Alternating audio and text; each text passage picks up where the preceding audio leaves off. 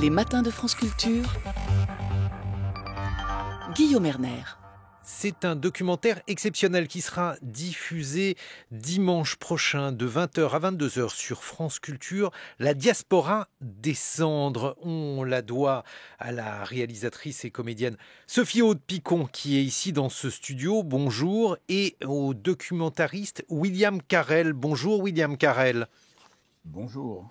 William Carrel, vous êtes l'un des grands documentaristes français. Vous avez travaillé longuement sur la question de la destruction des Juifs d'Europe. Et il faut tout d'abord nous expliquer en quoi la diaspora des cendres va faire entendre la voix de ces victimes et des bourreaux. Quel procédé vous avez utilisé, un procédé inédit? En quoi consiste cette diaspora des cendres?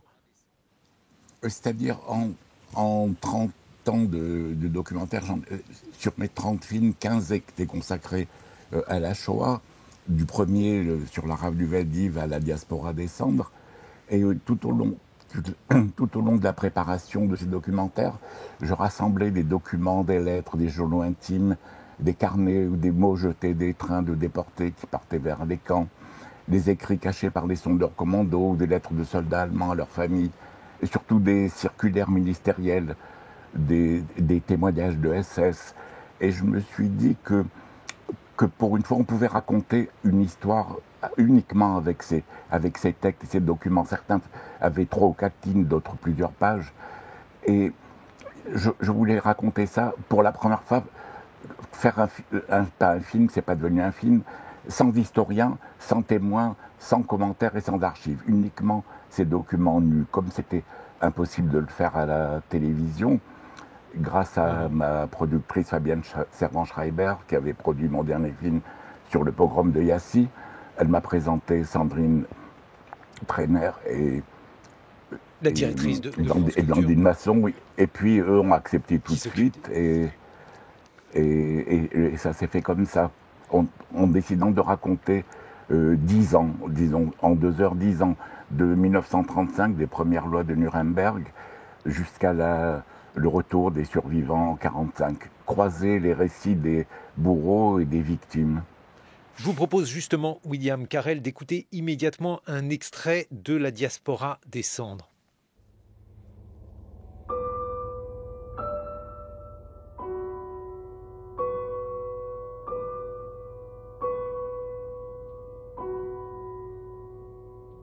Les Allemands sont entrés dans la ville, quelques jours après l'invasion du pays. Ils ont commencé à faire des rafles dans la rue. Dès les premiers jours, l'école nous a été interdite. Les Allemands nous ont obligés à porter un brassard blanc avec une étoile bleue. Je ressentais au fond de moi une profonde humiliation. Nous étions devenus quelque chose d'à part. Les voisins, avec qui nous avions des relations très proches, parfois des liens d'amitié, n'osaient plus nous parler, n'osaient plus nous regarder. Je ne peux même pas dire que nous étions révoltés, plutôt étonnés. C'était tellement inattendu. Frania Eisenbach. Un extrait de La diaspora des cendres, documentaire de William Carrel, réalisé par Sophie Aude-Picon. Sophie Aude-Picon, justement, un mot sur ce qu'on vient d'entendre et sur le procédé, la manière dont vous avez travaillé. Alors, ce qu'on vient d'entendre, c'est Elsa Le Poivre qui lit donc un de ses extraits, avec qui le lit de manière assez magnifique, je dois dire, ça représente tout à fait ce qu'on a essayé de faire dans ce travail. C'est-à-dire que c'était assez compliqué de s'emparer de ces textes-là en les incarnant, puisqu'ils étaient lus par des comédiens, bien sûr, et il ne s'agissait pas du tout de les incarner, il s'agissait de les faire entendre, les donner à entendre. Et donc, il fallait trouver la juste distance, l'émotion retenue, voilà, le rythme aussi de ces mots. Voilà. Comment est-ce qu'on plonge dans ces textes et comment on les dit de manière à ce qu'ils puissent être entendus. Comment avez-vous travaillé justement avec ces comédiens, Sophie Aude-Picon?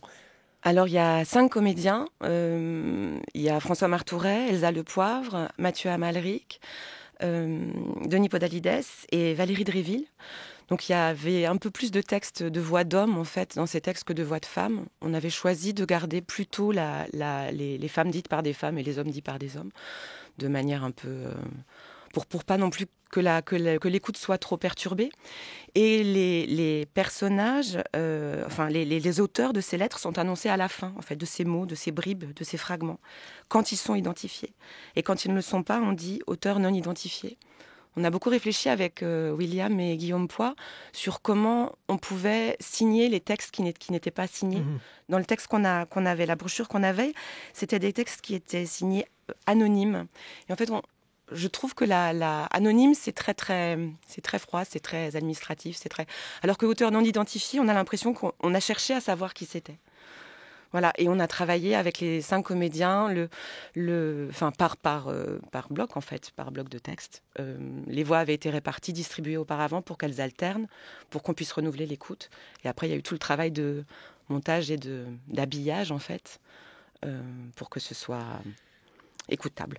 William Carrel, le fait justement de travailler sur des textes, certains anonymes, certains de victimes, d'autres de bourreaux, d'entreprises qui ont participé à la solution finale, le fait de travailler sur des voix sans images, qu'est-ce que cela apporte selon vous ?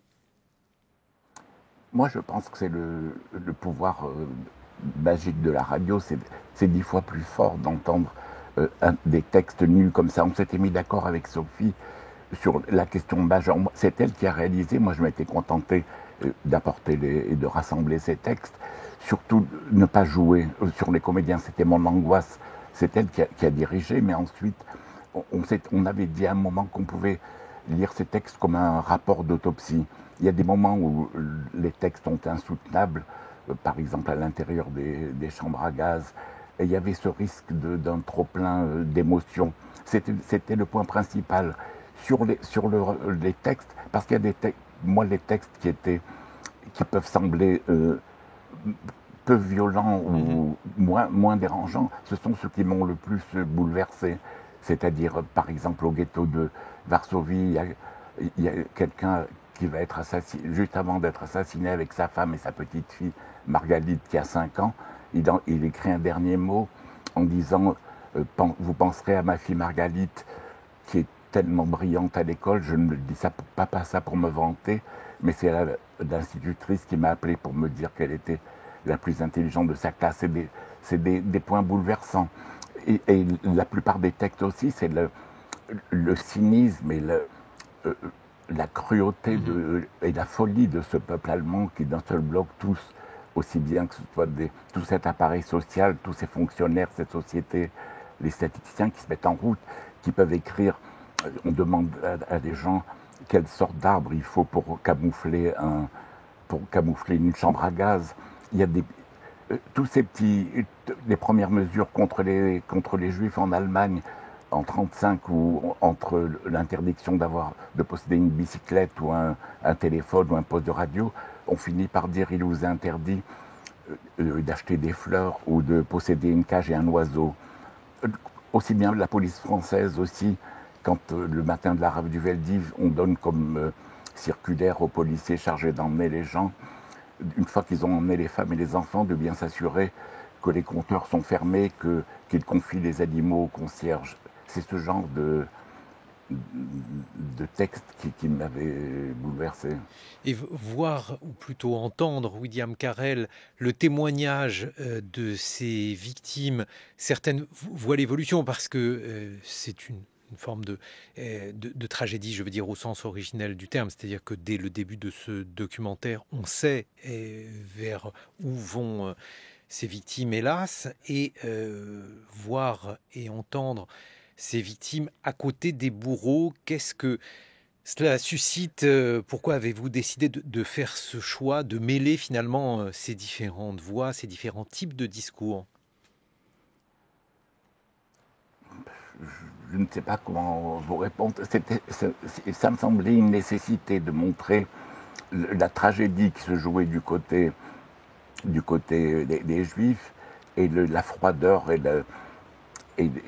le cynisme et la cruauté de ce que j'ai appelé des bourreaux. Il y a des petits points. Par exemple, quand devant l'entrée des chambres à gaz, au moment où ils vont être gazés et on leur demande de se déshabiller, il y a un crochet avec des numéros, on leur demande d'accrocher leurs vêtements et de bien se souvenir du numéro au moment où ils allaient revenir. C'est des choses qui étaient tellement fortes. Tous ces points, la façon dont des circulaires administratifs croisaient les témoignages tellement tristes de gens qui ont des juifs du ghetto comparés à des circulaires où on demande comment récupérer les cheveux des femmes pour en faire des pantoufles, ou comment prendre les dents en or et faire des petits lingots de 35 grammes. C'était ce mélange-là qui m'intéressait. Par exemple, des circulaires, l'entreprise pharmaceutique Bayer, qui existe toujours et qui demande qu'on lui livre un lot de 30 femmes et il propose 150 marques par femme et qui écrivent pour des essais de produits pharmaceutiques pour tester et qui le lendemain écrit nous sommes désolés, elles sont mortes. Les essais n'ont pas été concluants, voulez-vous nous livrer notre lot de femmes? On va écouter cet extrait, William Carrel, un extrait donc de La Diaspora descente qui sera diffusé dimanche prochain de 20h à 22h sur France Culture. Lettre de l'entreprise Bayer au commandant du camp d'Auschwitz. En vue d'expérimenter un soporifique, vous serait-il possible de mettre à notre disposition quelques femmes et à quelles conditions? Toutes les formalités concernant le transfert de ces femmes seront faites par nous. Nous offrons 170 marks par sujet. Veuillez donc faire préparer un lot de 150 femmes saines que nous enverrons chercher très prochainement. Nous sommes en possession du lot de 150 femmes. Votre choix est satisfaisant, quoique les sujets soient très amaigris et affaiblis. Nous vous tiendrons au courant du résultat des expériences. Les expériences n'ont pas été concluantes. Les sujets sont morts. Nous vous écrirons prochainement pour vous demander de préparer un autre lot. Un extrait de La Diaspora descente que vous avez réalisé, Sophie Aude-Picon. Oui, Guillaume Erner, là c'était François Martouret qui lisait cet extrait, donc qui est un texte, contrairement au premier que vous avez entendu, qui c'est un texte administratif en fait, c'est le texte de l'entreprise qui fait des retours sur leurs expérimentations sur les femmes, et les femmes qui sont mortes donc, et qui demandent un nouvel arrivage pour continuer leurs expériences. En fait, par rapport à ce que disait William tout à l'heure, c'est vrai que c'était pas simple en fait d'avoir cette dramaturgie-là, c'est-à-dire de passer des paroles des victimes aux paroles des bourreaux. Et en fait, peut-être que nous, ce qu'on a essayé de faire, c'est que ça déplace en fait l'écoute à chaque fois. C'est-à-dire que comme on n'annonce pas avant qui va parler, on écoute et puis on commence à avoir un point de vue sur ce qui est dit avant de savoir qui parle. Par exemple, on découvre que voilà, on a la parole de. Il y a quand même il y a beaucoup d'anonymes, mais il y a aussi quelques grands noms dans ce texte. Il y a Semprin, il y a Veil, il y a Marceline Loredan Evans, Gillian Kolinka, Charlotte Delbo, Primo Levi. Simon Doubnov, qui est un grand historien qui est mort dans la Shoah. Voilà, il y a quand même des noms et on les découvre, après avoir entendu leurs paroles, et donc ça rend l'écoute active. En fait, c'est-à-dire qu'on peut aussi se demander qui parle, d'où il parle, quelle est la nature de ces textes qui ont été soit livrés au hasard et parfois à la main de quelqu'un qui l'a ramassé tombant d'un train, ou au contraire qui ont été rassemblés, écrits, pensés et constitués en tant que mémoire. Et on entend en William Carrel le continuum de cette histoire, c'est-à-dire comment on fait un génocide, comment on le vit, comment c'est ce que vous évoquiez tout à l'heure, par avoir affaire à des lois qui peuvent paraître absurdes, pas le droit de posséder un oiseau, et puis finalement comment on aboutit à cette folie et à ces raffinements dans le cynisme et le sadisme. C'est ça finalement que vous donnez à entendre, William Carrel. Oui, de toute façon, il ne reste que les textes et les voix. Si vous regardez, à part les archives, il y a pratiquement rien comme image d'archives. Par exemple, sur la rafle du Veldiv, il existe une seule photo d'un autobus près à l'extérieur. Il n'y a pas un bout de pellicule en France sur un juif portant l'étoile dans les rues, le départ d'un train de déportés. Il n'y a rien assez bien à l'intérieur du camp d'Auschwitz, à part les photos la série de photos de juifs hongrois arrivant en 1944, il n'y a rien, il y a très peu de documents, il y a des dessins de David Holler, et donc c'est la partie la plus importante, ce sont ces textes, ces mots, il n'y a pas d'archives. Mais peut-être justement que là, ça n'a évidemment pas été fait pour cela. Le fait que le génocide se soit déroulé en grande partie sans caméra, sans appareil photographique, mais au moins cela protège le souvenir des victimes du voyeurisme. Oui, bien sûr, mais de toute façon, sur ces textes rassemblés, c'était une façon de dire, en fin de compte, de ne pas, la vraie mort, c'est l'oubli, de ne pas oublier ces gens. C'était ça qui était important. Sur la disparition des témoins, sur la disparition des derniers survivants, il ne reste que les textes, il ne reste que leur voix. Par exemple, à la Fondation Spielberg, il y a des dizaines de milliers de gens qui ont enregistré leur voix, qui dorment quelque part, et il y a de temps en temps un ou deux chercheurs qui viennent. Ce qu'il fallait, il me semble, faire quelque chose pour que ça ne reste pas une histoire qui ne concerne que les Juifs. On va en reparler justement dans quelques instants, le fait d'universaliser le génocide. Je vais vous faire entendre un dernier extrait. Celui-ci est de Primo Levi. Nous, les survivants, ne sommes pas les vrais témoins. Nous sommes ceux qui, par endurance ou par chance, n'ont pas touché le fond.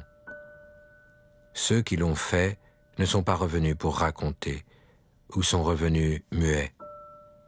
La destruction menée à son terme, personne ne l'a racontée, tout comme personne n'est jamais revenu pour raconter sa propre mort. Nous parlons à leur place, par délégation. Primo Levi.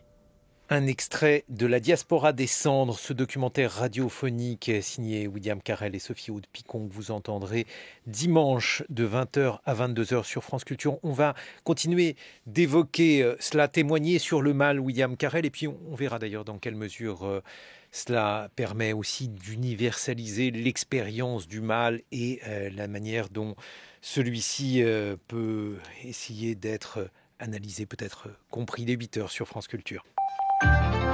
7h-9h, les matins de France Culture, Guillaume Erner. Et nous retrouvons nos invités, le documentariste William Carrel et la réalisatrice Sophie-Aude Picon pour ce documentaire exceptionnel, La Diaspora des cendres, qui sera diffusé dimanche prochain sur France Culture de 20h à 22h, où l'on entend la voix des victimes et des bourreaux de la Shoah. William Carrel, vous êtes une sorte de monstre sacré de la mémoire et du témoignage relatif à la Shoah, puisque vous avez fait toute une série de films documentaires, La Rave du Veldiv en 92, Album d'Auschwitz en 2011, La destruction des Juifs d'Europe en 2014. Et justement, le fait d'avoir débuté il y a aujourd'hui une trentaine d'années à témoigner, qu'avez-vous observé en matière d'évolution dans ce domaine, dans la réception de ce que vous faites, mais aussi dans la manière de travailler ? Oui, juste d'un point pour préciser que tous ces documentaires, je les ai faits avec Blanche Finger, évidemment, on les a co-réalisés ensemble. Sur cette espèce de vigilance qu'il faut avoir en permanence, d'être à l'affût comme ça de chaque mot, de chaque texte. Par exemple, le fait que la plupart des télévisions, des journaux se trompent en parlant de camps de concentration à propos d'Auschwitz, alors que c'est un camp d'extermination et de mise à mort. De dire que 90% des Juifs qui ont été gazés l'ont été le premier jour de leur arrivée. Être vigilant, c'est-à-dire faire attention au négationnisme, surtout sur Internet. Je ne sais pas, chaque information. Je ne parle même pas de Dieudonné, par exemple, que le rappeur Freeze Corleone vend des milliers d'albums dont le titre est Rien à foutre de la Shoah, de raconter. Moi, je ne suis pas historien, je fais juste des films, je raconte une histoire que j'espère un conteur un peu, une histoire la plus claire, la plus didactique possible. Et les questions que je me pose, c'est évidemment comment enseigner la Shoah. Est-ce qu'il faut emmener les enfants à Auschwitz? Je sais que Jean-Pierre Winter, le psychanalyste, disait qu'il fallait à tout prix éviter de projeter Nuit et brouillard aux enfants, que les paroles des témoins, les mots suffisaient. Et je sais qu'on avait rencontré un enfant de survivants qui avait une douzaine d'années, qui racontait que chaque fois qu'on lui projetait le film Nuit et brouillard, il sentait sa tête se pencher pour voir au moment où les bulldozers poussaient les cadavres, pour voir s'il reconnaissait son père. C'est peut-être hors sujet sur la question que vous m'avez posée, mais ce sont des points comme ça. J'avais rencontré au centre Amra à Jérusalem, ils reçoivent des gens qui n'osent pas, qui n'ont pas pu raconter à leurs enfants, ils n'ont pas pu parler. Donc on met une personne seule dans une pièce avec une caméra et un bouton, elle déclenche la caméra et elle parle. Cette cassette ensuite est mise de côté avec son nom et elle est à remettre à la famille après la mort de cette personne parce qu'elles n'ont jamais osé parler. Et je me souviens d'une cassette d'une femme qui racontait qu'elle avait à Auschwitz volé un morceau de pain à sa meilleure amie et que depuis 30 ans, elle n'arrivait pas à dormir et qu'elle y pensait tous les soirs. Et elle s'est suicidée le lendemain de l'enregistrement de la cassette. Tous ces points. Tom Segev, qui est l'auteur du 7e million, racontait que pour son livre, il avait été dans un kibbutz de Lochamé Getaot, qui est un kibbutz de rescapés. Il racontait qu'au moment du dîner, le soir, dans le grand réfectoire, quand la nourriture arrivait sur les chariots, il y avait un état une fébrilité, les gens ne tenaient plus en place, parce qu'ils étaient persuadés qu'il n'y aurait plus de nourriture quand on arriverait à eux. Il nous racontait le cas d'une petite fille de 12 ans à qui ce même kibbutz offrait une poupée. Très souvent, elle jouait avec la poupée 1 ou 2 heures et elle ensuite l'enterrait dans le jardin. Voilà. Mais justement, William Carrel, il y a aussi dans votre œuvre toute une dimension politique, puisque vous avez fait des documentaires sur la Shoah, vous avez fait des documentaires sur les politiques français, François Mitterrand. Moi, je pense par exemple à votre travail sur la rafle du Veldiv en 1992. À l'époque, la vérité n'était peut-être pas claire à l'esprit de tous sur ce qui s'était déroulé ce jour-là. Comment liez-vous cela aux réactions politiques et aux messages évidemment politiques qui étaient contenus dans ce documentaire ? Je ne sais pas. Moi, je sais. Alors, dans ce cas-là, oui. je sais en tout cas où je veux vous entraîner, mais je ne sais pas si vous voudrez aller avec moi là-bas. Je pense que pour François Mitterrand, le passé trouble de l'homme et les difficultés qu'il a eues à reconnaître la responsabilité de la France dans l'extermination des Juifs français, eh bien, votre film avait une charge politique évidente. Mais, oui, bien sûr, pas seulement. Je vous entendais tout à l'heure parler de François Mitterrand. Pour moi, François Mitterrand, c'était surtout son amitié avec Bousquet, avec qui il prenait souvent un petit déjeuner, qui a financé sa campagne. Il faut rappeler qui était Bousquet, William Carrel. Oui, c'est l'organisateur de la rafle du Veldiv. Et c'est vrai que François Mitterrand a eu toujours cette amitié trouble avec René Bousquet. Je me supportais assez mal le fait qu'il fasse déposer des fleurs tous les ans sur la tombe du maréchal Pétain. C'est pour ça que dans le film, je dis toujours le film, l'émission est partagée en 6 parties. La première, c'est sur les premières mesures en Allemagne. Il y a une longue partie, la deuxième partie est sur le rôle honteux de la France pendant la guerre.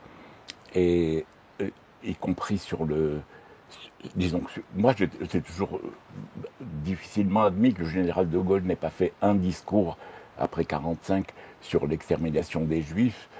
Pendant la guerre, il l'a mentionné 2 fois, à 2 reprises. Oui, mais seulement, pourrait-on dire. Oui, je peux dire seulement, parce que sur les 76 000 Juifs déportés de France, il en est revenu moins de 2 000. Et puis surtout sur le fait que quelques années plus tard, il parle du peuple juif en disant ce peuple sûr de lui est dominateur. Et voilà. il y a aussi, William Carrel, quelque chose d'inouï. Hier, nous étions avec Roberto Saviano qui témoigne sur les migrants et qui reproduit dans son livre la photo du petit Alan Kurdi qui rappelle à la fois la photo de cette petite fille vietnamienne qui est brûlée au napalm et la photo de ce petit enfant qui lève les bras en 1943 au ghetto de Varsovie. Et lorsqu'on entend ce documentaire, celui qui sera diffusé dimanche prochain de 20h à 22h sur France Culture, La Diaspora des Cendres, et qui est déjà disponible sur le site de France Culture, finalement, on pense aussi aux Tutsis qui ont été assassinés, on pense aux Arméniens. On se dit finalement qu'il y a une sorte de mécanique, de système du génocide qui peut s'appliquer avec des différences. Il ne faut pas évidemment aplatir les nuances historiques, mais il y a aussi une forme d'universalité, William Carrel. Bien sûr, mais je pense que la Shoah, c'est unique dans l'histoire. Bien sûr qu'il y a le génocide en Arménie, au Cambodge, au Rwanda, mais aucun ne peut ressembler à l'extermination des Juifs. Vous n'avez en aucun cas une population qui est des gens qui sont allés chercher, qui ont fait des milliers de kilomètres à travers l'Europe pour aller chercher des Juifs, les ramener dans un lieu précis en Pologne, les mettre à mort sur place, ne pas les tuer à l'endroit où ils auraient pu très bien les tuer à l'endroit où ils allaient les chercher. Ils ont mis tous leurs moyens, des trains, des bateaux, des camions. Un historien nous donnait l'exemple au moment où ils envoient un immense bateau ramener les Juifs de Grèce et de Corfou pour les ramener en Pologne. Il nous racontait que le commandant de bord a reçu un message pour qu'il fasse un détour de plusieurs centaines de kilomètres avec son bateau pour aller vers une île où ils avaient appris qu'il y avait une famille, un couple avec 2 enfants, les seuls Juifs de l'île. Ils ont fait un détour pour aller les chercher. Ça frise la folie. C'est pour ça que je vous dis que c'est un événement unique dans l'histoire. Il n'y a pas de précédent. Oui, mais vous voyez justement, il y a dans ce que vous venez de dire et dans ce qu'on entend dans La Diaspora des Cendres, c'est-à-dire en fait le projet d'emblée était là. Et ça n'est pas du tout quelque chose d'accidentel, de circonstanciel. Et les thèses fonctionnalistes sur la Shoah qui considèrent que la Shoah est venue comme finalement une conséquence de la guerre contre l'Union soviétique sont, à mon avis, battues en brèche par les voix de ces victimes que vous donnez à entendre, William Carrel. Et c'est finalement exactement la même question qui est ressurgie au moment du génocide des Tutsis, où certains ont parlé de double génocide, alors que finalement, là aussi, un génocide comme celui des Tutsis est typiquement intentionnaliste, c'est-à-dire que dès le début, il y avait le projet chez le Hutu Power de décimer ce peuple, et ça aussi, votre documentaire en porte témoignage, parce qu'on voit très bien en fait que ceux qui voulaient savoir très tôt ont pu savoir, William Carrel.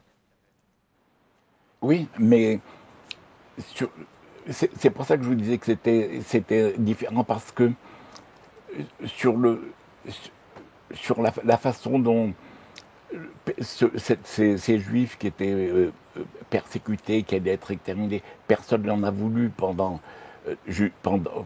cette période. Les États-Unis ont fermé leurs portes, la conférence d'Évian, ils ont finalement décidé que personne n'en voulait. Le rôle de la Suisse et de la Croix-Rouge, du Vatican était honteux. Moi, c'est quelque chose que je ne m'explique pas, que je ne compare pas avec d'autres. Je sais que beaucoup le font, comme je vous disais, je ne suis pas historien, mais j'ai voulu rassembler ces textes comme ça pour essayer de raconter une histoire. C'est ce que je sais faire, c'est tout. Et justement, le fait qu'il y ait aujourd'hui des discours négationnistes, le fait que cette mémoire aussi s'efface, parce que on voit bien que, y compris chez les gens de bonne foi, c'est une histoire qui est de plus en plus lointaine, difficile à saisir. Qu'est-ce que ça vous inspire, William Carrel ? Moi, je pense que on revient souvent sur ce que j'appelais un mythe du refus des survivants de parler, de raconter. Ils ne l'ont pas fait, surtout par respect pour leur famille, pour ne pas traumatiser les parents ou les enfants en leur racontant ces récits effroyables. Pour les familles dont personne n'était revenu vivant, ils ne voulaient pas qu'ils sachent combien ils avaient souffert. Ils n'ont pas raconté parce que, à ce moment-là, ça n'intéressait personne. Personne ne voulait les entendre, jusqu'au procès d'Eichmann. Et puis, moi, je suis vraiment horrifié quand on parle de la culpabilité des survivants coupables. De quoi? Sophie Aude-Picon. Alors, je voulais rebondir sur cette idée de qu'est-ce qu'on fait quand on fabrique ce qu'on a fabriqué comme cet objet radiophonique en fait. En fait, les dernières phrases de la diaspora des cendres, c'est une phrase de Primo Levi qui dit que nous parlons à la place de tous ceux qui sont morts, par délégation. Et en fait, là, ma place de réalisatrice, la place des acteurs qui se sont emparés de ces textes, parfois signés, parfois anonymes, la place de William aussi, qui a rassemblé toutes ces paroles, en fait, c'était une façon de parler à la place d'imprimer quelque chose et de réunir ces mots, ces paroles, ces bribes pour les faire entendre en fait. Parce que c'est en partageant cette chose-là, en s'écoutant et en entendant toutes ces bribes d'humanité, les paroles des victimes et celles des bourreaux, qu'on devient aussi profondément humain. Justement, on va entendre un extrait de la diaspora des cendres, l'introduction donc de ce documentaire qui sera diffusé dimanche à 20h et qui est d'ores et déjà téléchargeable sur le site de France Culture. Tout a commencé en cette journée de 1935. Au moment où je pris conscience des lois de Nuremberg, je ne devins pas plus juif que je ne l'étais une demi-heure auparavant. Les traits de mon visage n'étaient pas subitement devenus sémitiques. Dans la menace de mort que je ressentis bien clairement pour la première fois, se trouvait déjà ce que l'on a coutume d'appeler la dégradation méthodique des Juifs par les nazis. Être juif, dès ce moment, cela signifia pour moi être un mort en sursis, un homme à abattre. Jean Améry. Des affiches ont été placardées au coin des rues. Des sections du parti nazi et du parti de la jeunesse hitlérienne se forment dans la ville. Défilés, chants, processions. Le chef du Hitler-Jugendpartei, la jeunesse hitlérienne, a fait un long discours. Et ce qu'il a dit pourrait se résumer en une phrase. Nous allons nous débarrasser des Juifs parce qu'il n'y a pas de place pour eux dans le Reich. Envie de rester à la maison, de ne pas sortir, de ne rien voir de tout ça. Il est dur d'être stigmatisé. Je me demande comment la population va se comporter. Va-t-elle suivre ? Auteur non identifié. C'est assez clair lorsqu'on entend cet extrait de la diaspora des cendres, William Carrel, que l'on a affaire à des gens qui savent ou auraient pu savoir d'emblée, puisque c'est cela qui étonne aujourd'hui. Il peut y avoir des discussions sur le fait de savoir, encore une fois, si dès l'origine les choses étaient fixées, et évidemment elles l'étaient comme on l'entend. Absolument, mais il se passe entre le moment où Hitler fait son discours sur l'extermination des Juifs, c'est juin 41, la conférence de Wannsee, c'est 6 mois plus tard, en janvier 42, et déjà tout est mis en place. Entre la conférence de Wannsee et la rafle du Veldiv, il s'écoule 6 mois, donc c'est sur une période très courte que tout se décide. Et on n'a pas dit, pardon, ça n'a rien à voir, mais on n'a pas dit un mot de... Nadine Fresco. Oui, exactement. Qui a trouvé le titre de la diaspora des cendres. La diaspora des cendres, c'est elle qui a forgé l'expression, William Carrel. Absolument, qui a écrit un texte magnifique qui a été republié ensuite en introduction à son livre « La mort des Juifs ». C'est par elle que, évidemment, que j'ai pu un peu approfondir sur le négationnisme. C'est elle qui a travaillé sur ce sujet. Comme je vous disais, je ne suis pas historien, donc je prends un petit peu partout tout ce que je peux trouver. Je disais, Et c'était pas une plaisanterie, j'aurais aimé passer ma vie à ne raconter que cette histoire sur le... Je ne veux pas parler de devoir de mémoire, mais de raconter, c'est pas une mission, mais de raconter... de temps en temps, je fais d'autres films pour changer, mais même quand je fais des films sur Primo Levi, Albert Cohen, j'ai fait un documentaire sur Philippe Roth, sur Aaron Appelfeld, ou Amos Oz, ou David Grossman, même sur Johann Sfar, je reviens toujours, c'est le point de départ. En fin de compte, l'ensemble de ce que j'ai fait tourne toujours autour de ce sujet. C'est ça. C'est-à-dire que là aussi, c'est une parole qui contraste avec le silence, William Carrel, puisque on évoquait le peu de réactions, y compris d'ailleurs chez ceux qui étaient à Londres à l'époque. On pourrait retrouver la même chose là aussi avec le génocide des Tutsis. Il y a une forme de permanence dans l'indifférence du monde à chaque fois, William Carrel. Oui, c'est ce qui est plus difficile, j'imagine. L'indifférence, c'est ce qui a tué ces gens. C'est le fait que c'est une histoire qui n'intéressait personne. C'est pour ça que sur le mythe des personnes qui n'ont pas voulu parler. C'est ça, c'est le fait que c'est resté une histoire juive pendant un long moment et que les gens, ça ne les intéressait pas, cette histoire-là.